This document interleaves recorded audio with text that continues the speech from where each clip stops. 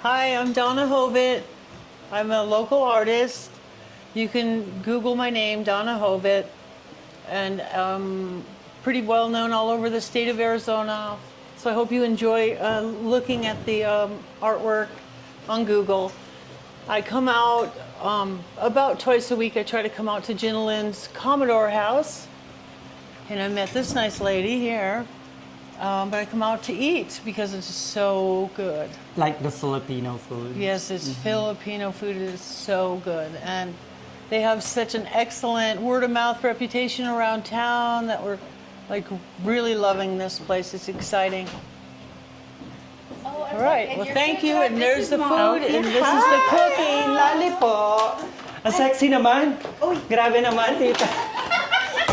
I'm a YouTube vlogger. Tapos I saw the sign. I saw the sign. They're like, oh my God, there's a Filipino food. So I should try it. So I am promoting your business on my YouTube channel.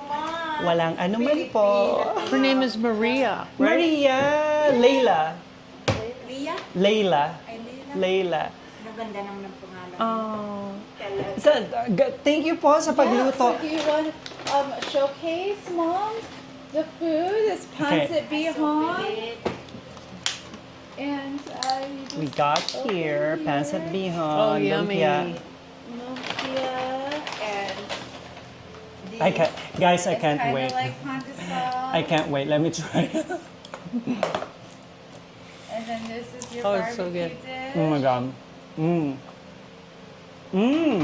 So yummy. Yummy. Hindi mo Wow. pa natikman? Ito, sarap. Okay, enjoy. Tita Maria, say hi. Hi! From Bicol, right? From Bicol, yeah. Can you greet Bicolanos? Hi, kumusta ka mo dyan? Where are we? Ha? Nandito, aniyon ako sa Siligman. Ito ang samuyang sa dayot na tindahan. Kami kan sa kuyang ate na si Ginalyn at ako si Maria. Nice, thank Oh, salamat! Ano ba yan? Nahirapan ako magtaram ng Bicol. Kasi nga, naka-America na siya, guys. Salamat, ate. Salamat! Going back here with my artist friend. Hello. I want to see your art. Oh, I put you the were art holding back. it. I will go get some. No, show it. Sarap ng lumpia.